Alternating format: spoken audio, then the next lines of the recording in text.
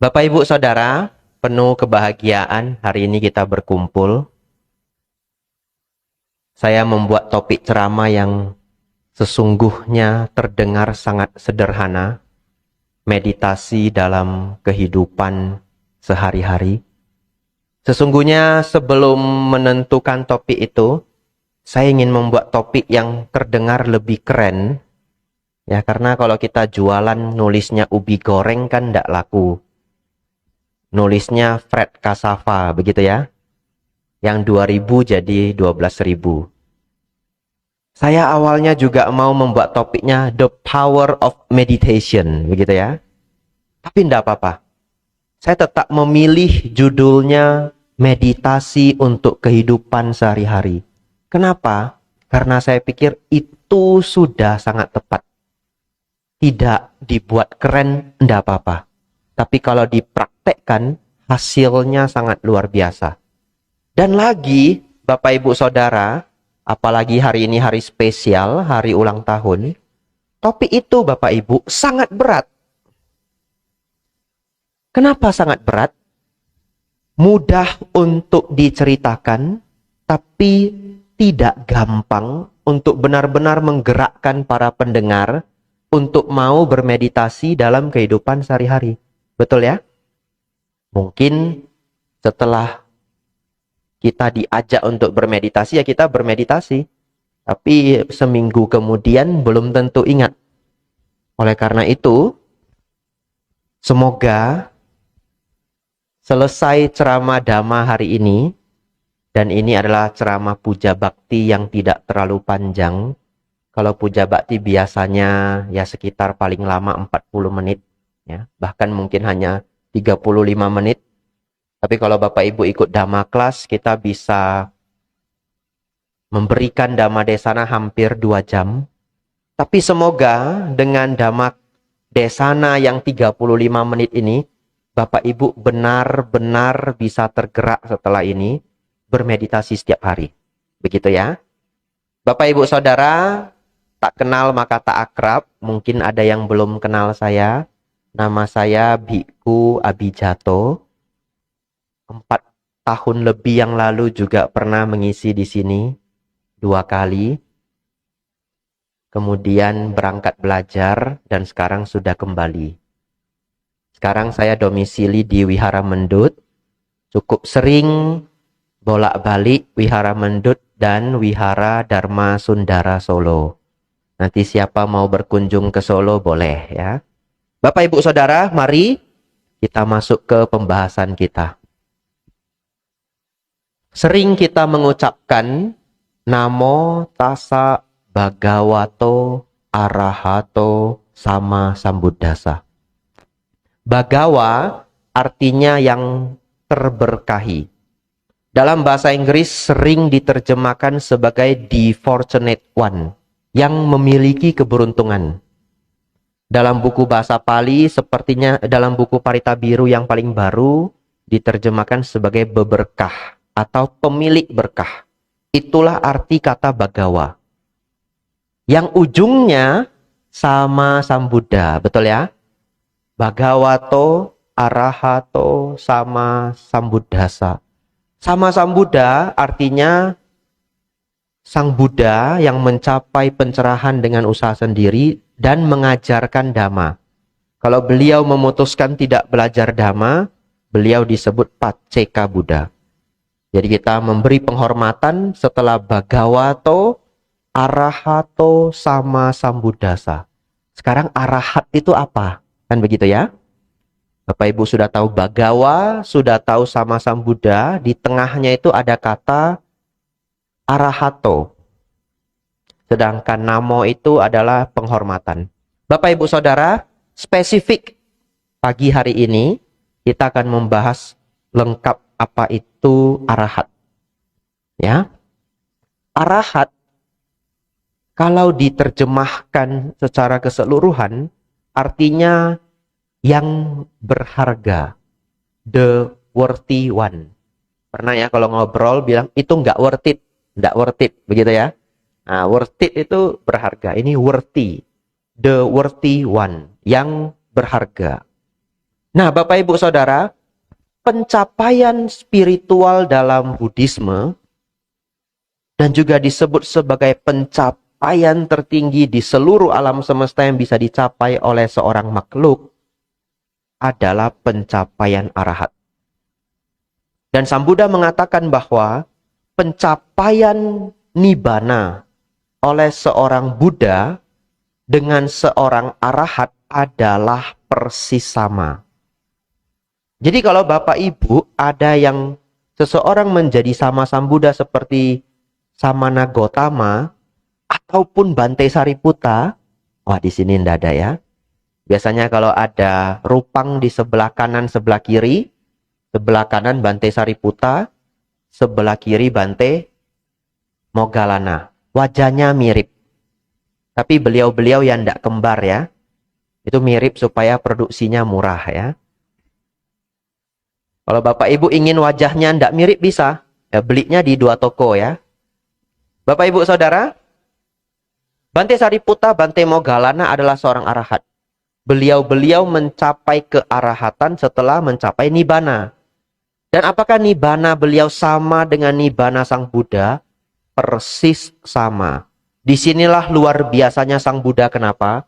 Beliau mengajarkan kita semua, Bapak Ibu termasuk saya, dan mendorong habis-habisan agar kita keluar dari samsara, lahir mati yang tidak habis-habis ini, dan berusaha mendorong kita agar mencapai nibbana yang persis sama dengan beliau. Bayangkan betapa luar biasa saya pikir seorang guru sejati yang mengajarkan murid-muridnya persis menjadi seperti beliau.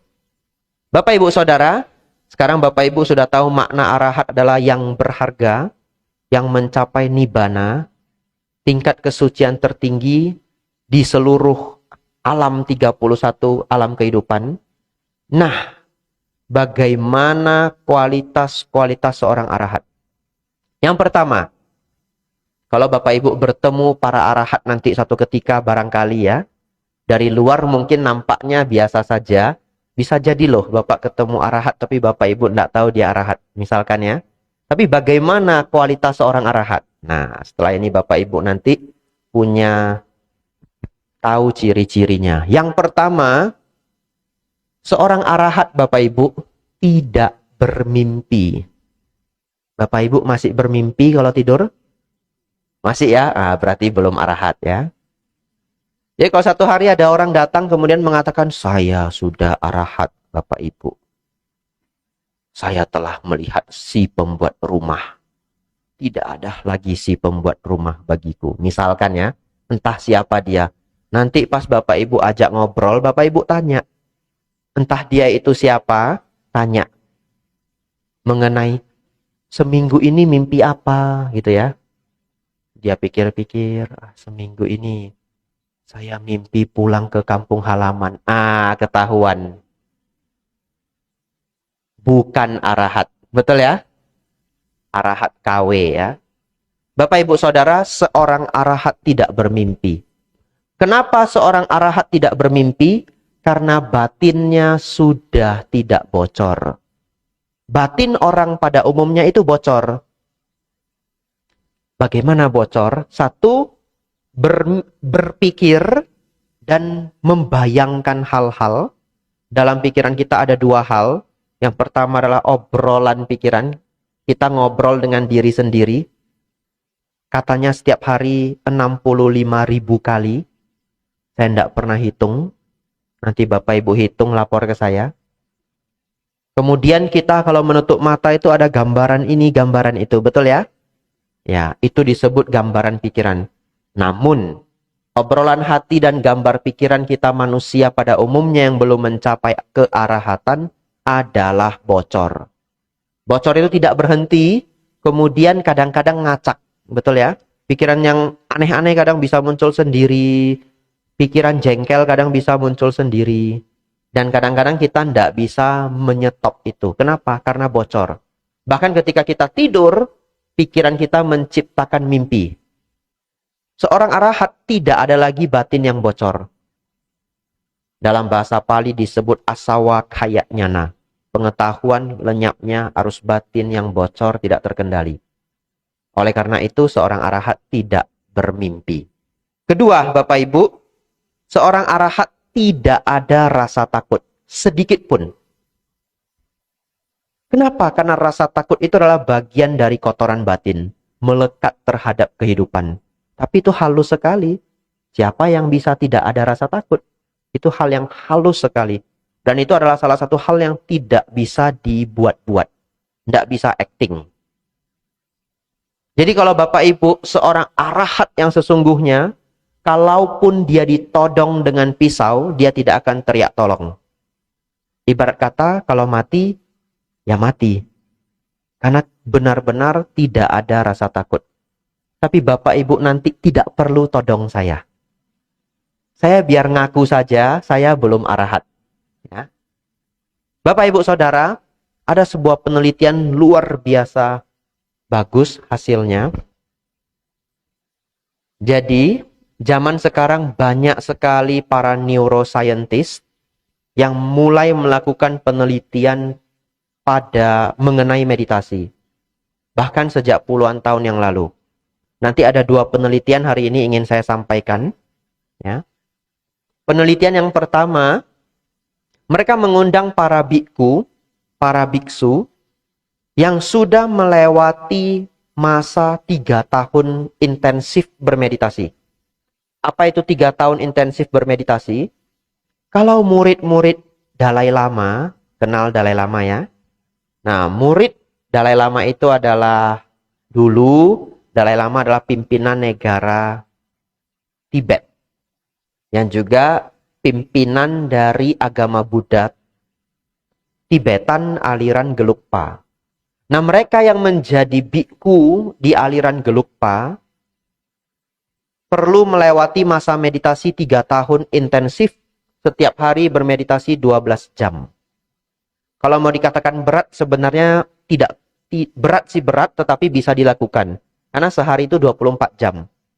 Meditasinya cuma setengah, 12 jam. Berarti kalau mau tidur 8 jam, masih sanggup. Bapak Ibu Saudara, diundanglah para biku, para biksu yang sudah melewati masa intensif meditasi ini. Perbandingannya adalah, karena meditasi harus ada, karena eksperimen harus ada perbandingannya. Perbandingannya adalah para tentara elit yang sudah pernah mengikuti peperangan di medan perang. Lalu kemudian mereka ini diduduki di laboratorium dan mereka diberitahu bahwa duduk saja menunggu, nanti akan ada satu perlakuan. Nah, perlakuannya adalah nanti akan terdengar suara ledakan yang suaranya sangat keras seperti tembakan tank pada waktu yang tidak ditentukan, random. Silahkan Anda mau duduk bermeditasi, Anda mau duduk berimajinasi, pikirannya melayang-layang, silahkan. Yang penting duduk, nanti akan ada suara ledakan random time. Nah, semuanya duduk. Para biku juga duduk, para tentara juga duduk. Ini masing-masing, ledakannya tidak bersamaan. Tetapi eksperimen dilakukan masing-masing.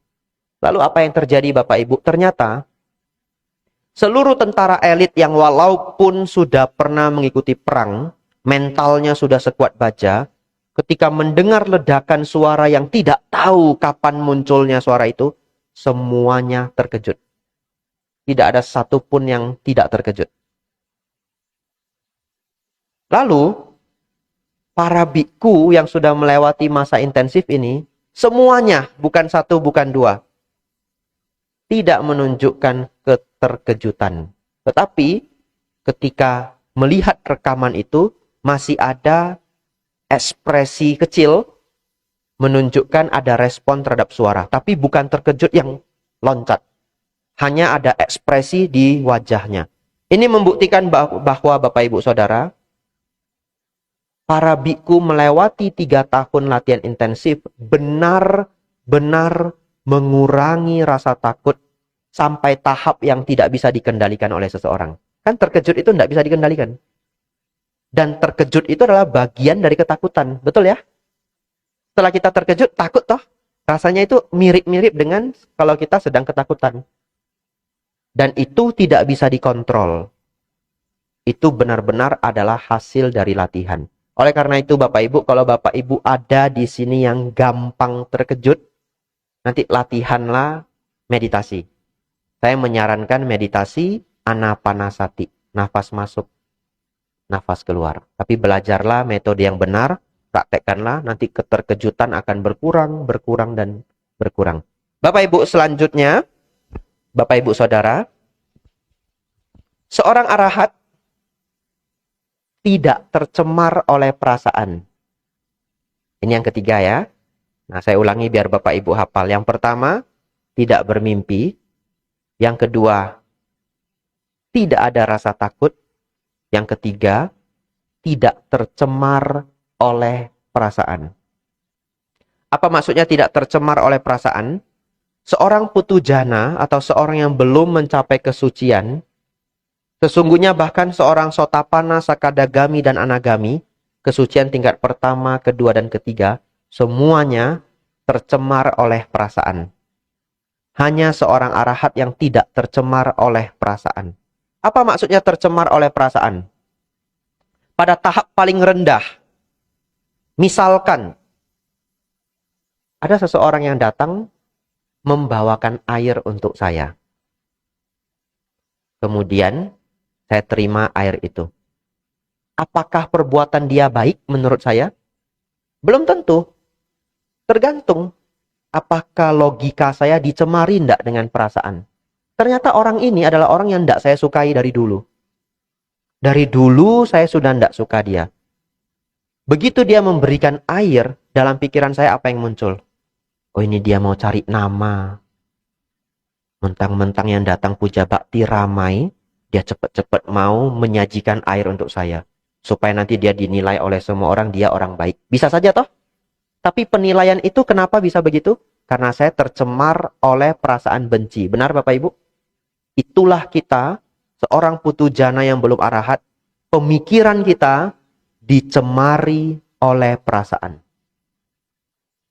Bahkan sampai seorang anagami masih bisa dicemari oleh perasaan. Tapi perasaan itu sangat kompleks. Perasaan sedih, perasaan bosan, ya, perasaan senang, perasaan kesal, bahkan kesombongan itu adalah bagian dari cemaran-cemaran perasaan. Nanti pulang Bapak Ibu renungkan lagi apa yang saya maksud. Bapak Ibu Saudara, seorang arahat tidak pernah tercemar oleh perasaan. Kita makhluk putu jana atau makhluk yang belum mencapai arahat tercemar oleh perasaan. Namun, hari ini nanti kita akan belajar salah satu kemampuan yang muncul dari seseorang yang senang bermeditasi adalah mulai bisa melihat dalam batinnya. Ini saya diganggu oleh perasaan enggak? Ya, itu adalah salah satu skill yang nanti pelan-pelan Bapak Ibu perlu munculkan. Kalau Bapak Ibu sudah bisa munculkan, akan sangat bermanfaat untuk kehidupan Bapak Ibu. Jadi, Bapak Ibu bisa menilai sesuatu bukan karena perasaan. Jangan pas senang aja kita menganggap dia baik. Pas kita tidak senang, kita menganggap dia tidak baik. Padahal yang salah adalah perasaan kita. Apakah sedang senang atau sedang tidak senang. Tetapi Bapak Ibu berpikirlah dengan jernih, tanpa diganggu oleh perasaan. Ada satu syair dhamma, yaitu as it is. Pernah dengar? Melihat seperti apa adanya. Kalau kita senang baca buku Dharma atau melihat judul-judul buku Dharma, kadang-kadang ada quotes. Melihat seperti apa adanya. Atau kadang disingkat sebagai as it is. Apa maksudnya melihat seperti apa adanya? Salah satunya adalah tidak dicemari oleh perasaan. Karena kalau Bapak Ibu dicemari oleh perasaan, tidak melihat seperti apa adanya. Seperti orang yang memberikan air satu gelas pada saya tadi, bisa saja dia memang benar-benar baik, begitu ya. Ingin berdana segelas air. Selanjutnya Bapak Ibu Saudara. Ya, ini dua lagi ya. Seorang arahat bahagia setiap waktu. Ya. Seorang arahat itu bahagia setiap waktu. Karena dia telah menembus nibbana. Dan Sang Buddha mengatakan nibbanang paramang sukhang. Nibbana adalah kebahagiaan tertinggi. Jadi seorang arahat bahagia setiap waktu. Saya akan meyakinkan Bapak Ibu Saudara betapa bahagianya seorang arahat. Bapak Ibu siap ya? Apakah Bapak Ibu sekarang sedang bahagia? Lumayan ya? Baik. Ini eksperimen kedua yang akan saya ceritakan. Biasanya saya putar video, tapi kalau puja bakti jarang menggunakan video ya. Tapi bagi yang penasaran ada videonya, judulnya adalah dari channel Big Think. Judulnya adalah Superhuman High Level Meditators, ya, meditator level tinggi. Jadi kalau kita ketik di YouTube, tulis aja Superhuman Meditation spasi Daniel Goleman. Itu adalah nama penelitinya Daniel Goleman. Baik, Bapak Ibu. Mereka, Daniel Goleman ini adalah seorang psikolog S3, PhD. Dan dengan temannya namanya Richard Davidson, seorang neuroscientist di University of Wisconsin. Mereka membuat satu laboratorium eksperimen dengan jumlah penelitinya itu lebih dari 100 orang. Jadi ini benar-benar bukan proyek kecil. Karena menggaji 100 orang saja tidak murah. Dan sepertinya proyek ini juga disupport oleh Dalai Lama. Dan juga oleh universitas. Bapak Ibu Saudara, pada eksperimen ini, mereka mengundang para meditator dari Nepal, dari India, dan dari Prancis. Yang mana meditator ini sudah bermeditasi lebih dari 62.000 jam. Saya ulangi ya, lebih dari 62.000 jam. Jadi Bapak Ibu tadi, sebelum saya kemari mungkin sudah bermeditasi 10 menit mungkin ya. Ya, nanti sisanya dicicil di rumah ya. Bapak Ibu Saudara, mereka melakukan scan pada otak meditator kelas kakap ini dengan MRI dan EEG. Setelah di-scan, mereka menemukan bahwa ternyata pada orang biasa, bukan para meditator kelas kakap ini, ketika seseorang bahagia atau merasakan sensasi-sensasi yang menyenangkan, katakanlah misalkan ketika kita lapar dan haus, kemudian kita mendapatkan satu buah apel atau buah semangka, gigitan pertama ketika kita lapar dan haus itu, otak kita akan memproduksi satu gelombang, dan gelombang itu mereka panggil gelombang gamma supaya gampang. Otak kita akan mengeluarkan gelombang gamma 0,5 detik. Setengah detik. Bayangkan ya, lapar, haus, ketemu buah favorit. Gigitan pertama itu pasti sangat terasa di lidah, sangat menyenangkan karena kita sudah haus. Muncul gelombang gamma 0,5 detik.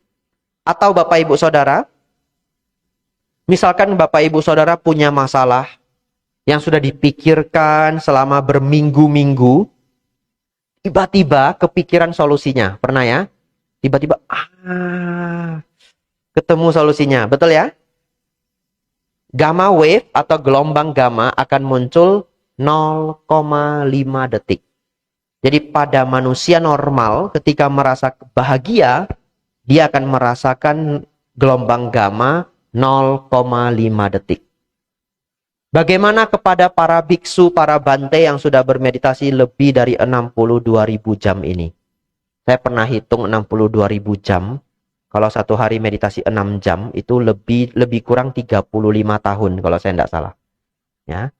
Jadi nanti Bapak Ibu coba hitung 6 jam kali 365, begitu ya.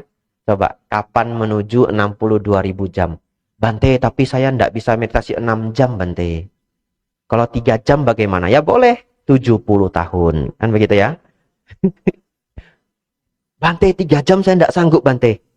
1 jam saja sudah syukur. Ya boleh ya. 210 tahun. 3 kehidupan. Bapak Ibu cicil lah ya 3 kehidupan ya.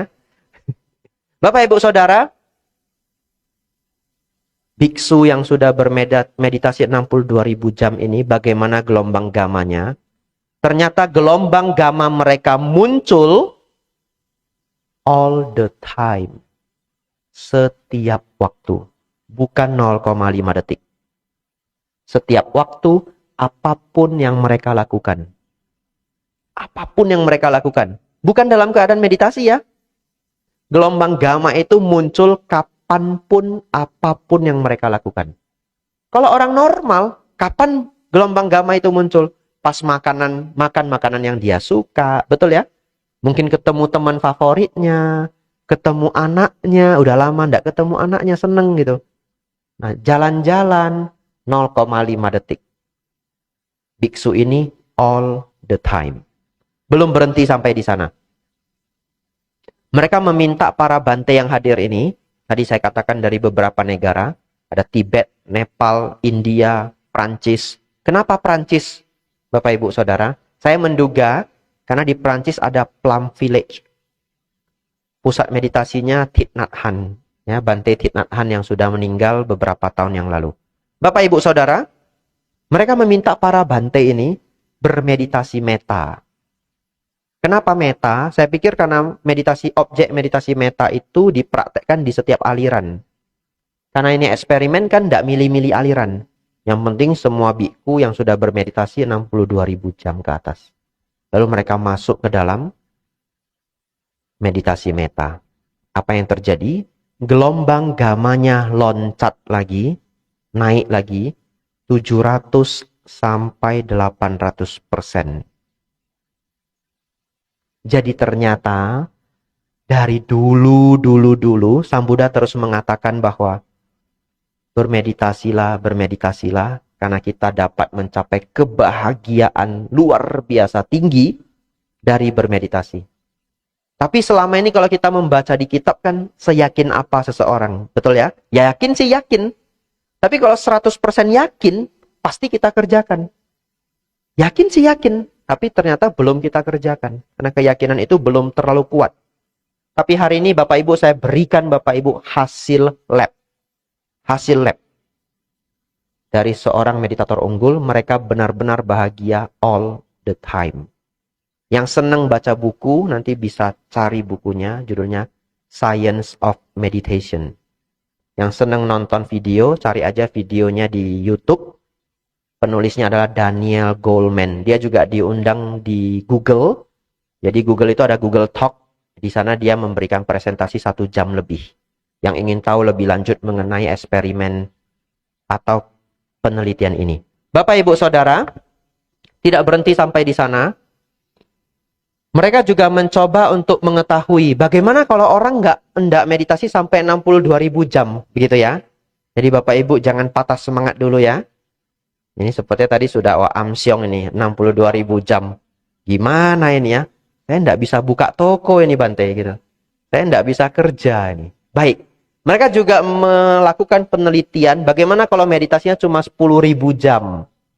Bagaimana kalau cuma 1.000 jam. Bagaimana kalau cuma 100 jam. Bahkan bagaimana kalau hanya 100 menit.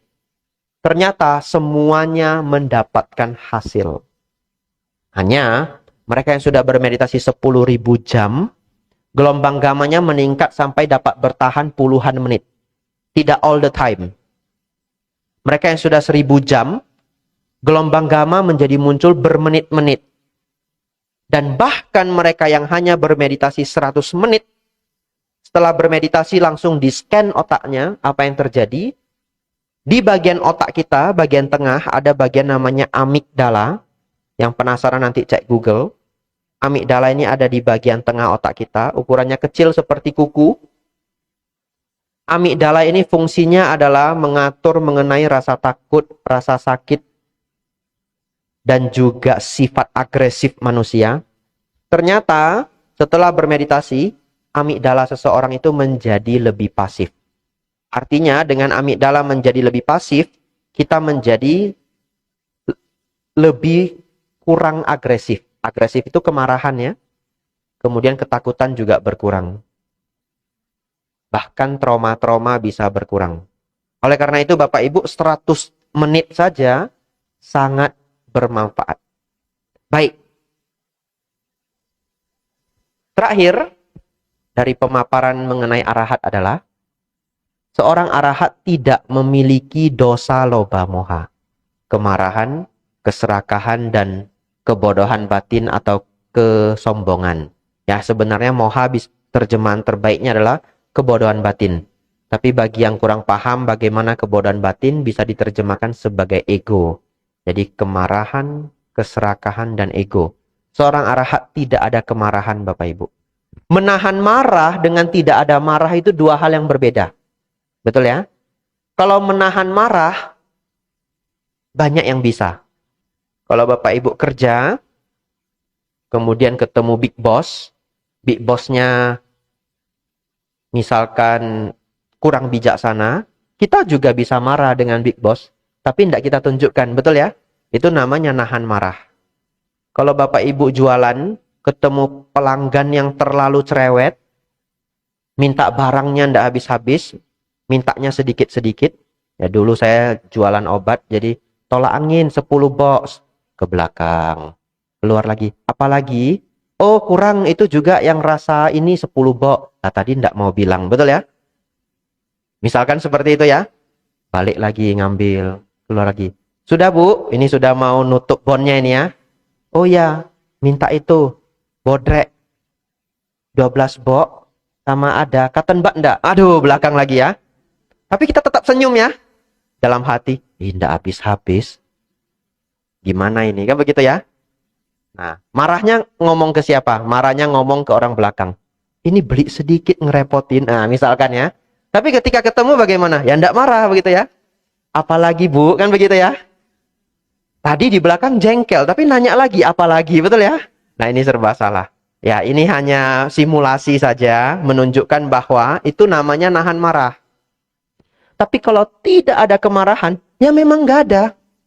Dicari-cari pun nggak ada. Bagaimana kualitas seorang arahat di dalam sutta digambarkan. Bahkan ketika seorang arahat digergaji bagian tubuhnya. Kalau seorang arahat tangannya digergaji, kakinya digergaji, pun tidak akan muncul kemarahan. Luar biasa ya Bapak Ibu. Bapak Ibu Saudara, itulah kualitas seorang arahat. Bagaimana dengan hubungannya dengan topik kita? Meditasi dalam kehidupan sehari-hari. Bapak Ibu Saudara, marilah kita meniru, melakukan pelatihan-pelatihan yang juga dilakukan oleh para arahat. Bapak Ibu akan mendapatkan manfaatnya. Persis seperti pencapaian para arahat. Tetapi tentu karena kita latihannya tidak seberat beliau-beliau, kita mendapatkan manfaat yang tidak sebesar beliau-beliau. Bapak Ibu sebelum mencapai arahat, ya belum happy all the time, belum. Tetapi happiness-nya meningkat. Dan kalau Bapak Ibu tidak berlatih, happiness-nya itu ya seperti itu-itu saja. Orang terkaya di dunia, misalkan salah satunya adalah Bill Gates. Kalau Bill Gates sendiri pun tidak pernah berlatih meditasi, juga gamma wave-nya berapa detik? 0,5 detik. Tidak bisa naik. Jadi itu adalah sesuatu yang tidak bisa dibeli dengan uang. 10 menit terakhir Bapak Ibu. Singkat sekali ya. Ternyata sulit membahas meditasi pada saat puja bakti karena waktunya sedikit. Baik, saya manfaatkan 10 menit ini untuk mengajak Bapak Ibu ya. Semoga setelah ini rajin bermeditasi untuk kehidupan sehari-hari. 2 hal ingin saya sampaikan. Yang pertama,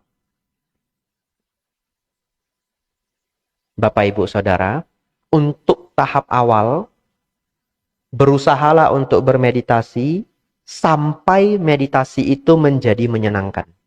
Itu dulu. Jadi Bapak Ibu tidak perlu mentargetkan dulu untuk mencapai arahat. Susah. Betul ya? Tapi kalau niat boleh, nanti daftar ke saya. Udah jadi biku saja ya. Kalau di rumah gimana ngejar tadi 62.000 jam ya toh? Boleh daftar Pak Baja Wihara Mendut. Nanti tahun ini ada Pak Baja di Wihara Mendut. Bapak Ibu Saudara, target yang pertama adalah bagaimana meditasi itu menjadi menyenangkan. Karena meditasi itu memang tidak gampang, betul ya? Bapak Ibu cobalah setiap hari konsisten. Saran saya setiap pagi bermeditasilah setidak-tidaknya 10 sampai 15 menit. Kalau dari percobaan saya, meditasi singkat yang benar-benar cukup terlihat hasilnya itu 20 menit. Tapi mulailah dari 5 menit, 10 menit, nanti jadi 15 menit, jadi 20 menit. Manfaatnya apa? Bapak Ibu bermeditasi di pagi hari sebelum memulai aktivitas, duduk bermeditasi 10 menit syukur ya, 15 menit bagus, 20 menit adalah sweet spotnya, adalah titik yang setidaknya terlihat hasilnya. Sepanjang hari Bapak Ibu, emosi Bapak Ibu akan lebih terkendali. Padahal kita hanya bermeditasinya di pagi hari. Karena Bapak Ibu meditasi itu hasilnya itu continue. Karena bahkan para biku tadi itu gamma wave-nya muncul all the time, betul ya? Tidak ketika beliau bermeditasi saja. Jadi kalau Bapak Ibu penasaran, kebahagiaan meditasi itu hanya muncul ketika meditasi, atau sebenarnya kalau seseorang sudah bangun dari meditasi masih bahagia enggak? Misalkan mereka yang mencapai jana-jana, betul ya? Dari penelitian ini kita bisa melihat bahwa masih bahagia. Kebahagiaan jana itu akan continue. Walaupun dalam eksperimen itu kita nggak bisa mengatakan itu adalah jana ya. Ya itu hanyalah sebuah pengukuran mengenai kebahagiaan dan gelombang gamma. Bapak Ibu Saudara, mulailah bermeditasi 10 menit, 15 menit, 20 menit. Tetapi kuncinya adalah konsisten setiap hari. Nanti kalau sudah 2 bulan, 3 bulan, 4 bulan, meditasi di pagi hari itu menjadi kebiasaan. Ketika sudah menjadi kesenangan, Bapak Ibu sudah tidak bisa dilarang. Dilarang jangan bermeditasi pun tidak bisa. Pengennya meditasi. Oleh karena itu target awalnya adalah bermeditasi sampai meditasi itu menjadi kesenangan. Kedua, ada satu latihan yang sangat baik Bapak Ibu, akan saya ajak Bapak Ibu untuk mempraktekkannya. Namanya adalah nafas berkesadaran. Dan ini dipraktekkan dalam kehidupan sehari-hari. Coba Bapak Ibu, kita bersama-sama narik nafas panjang, tenang, dan rileks. 2 kali saja. Ya, 1, 2, 3.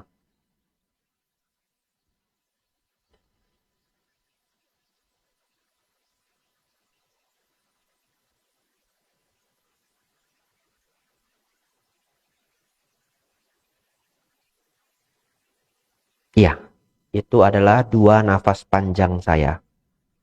Ya, nafas saya biasanya kalau saya nafas panjang, lepasnya lambat. Bapak Ibu Saudara, Bapak Ibu sadari, ketika Bapak Ibu mengambil 2 nafas panjang tadi, terasa lebih rileks enggak? Sedikit ya. Bapak Ibu tahu kenapa? Karena ketika kita menarik nafas panjang rileks, dan juga agak lambat, tanpa Bapak Ibu sadari, saat itu pikiran Bapak Ibu tidak ada di masa lalu dan tidak ada di masa depan. Pasti sedang ada di saat ini. Pasti. Kalau untuk 1, 2 tarikan nafas pertama. Secara otomatis tuh pikirannya langsung ada di saat ini. Kenapa? Karena seluruh beban masalah pikiran Bapak Ibu itu adanya di masa lalu dan masa depan. Semua bentuk penyesalan itu munculnya dari pikiran masa lampau, betul ya? Semua kekhawatiran itu munculnya dari masa depan yang belum datang. Jadi penyesalan selalu masa lalu, kekhawatiran selalu masa depan. Ketika seseorang ada di saat ini, saat itu pikirannya tidak dibebani oleh stres. Oleh karena itu, nafas yang sesaat tadi itu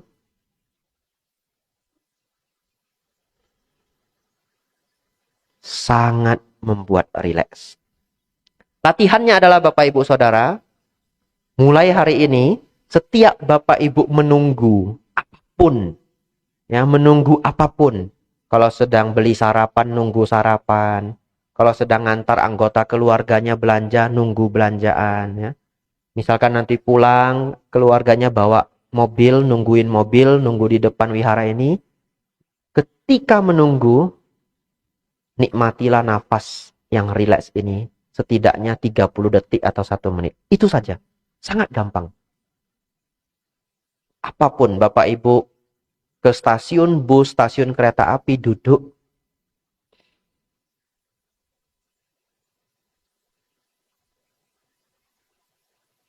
Apalagi kalau Bapak Ibu bawa kendaraan, ketemu lampu merah, nah itu momen terbaik. Karena kalau dulu ketemu lampu merah, stres toh. Sekarang begitu ketemu lampu merah, ingat, oh ini kata Bante Abhijatto. Nafas masuk, nafas keluar. 30 detik cukup, 40 detik cukup. Setelah itu Bapak Ibu mau keluarkan HP, silakan. Betul ya? Karena zaman sekarang kan kalau menunggu, keluarkan HP. Tapi setelah hari ini Bapak Ibu luar biasa. Begitu menunggu,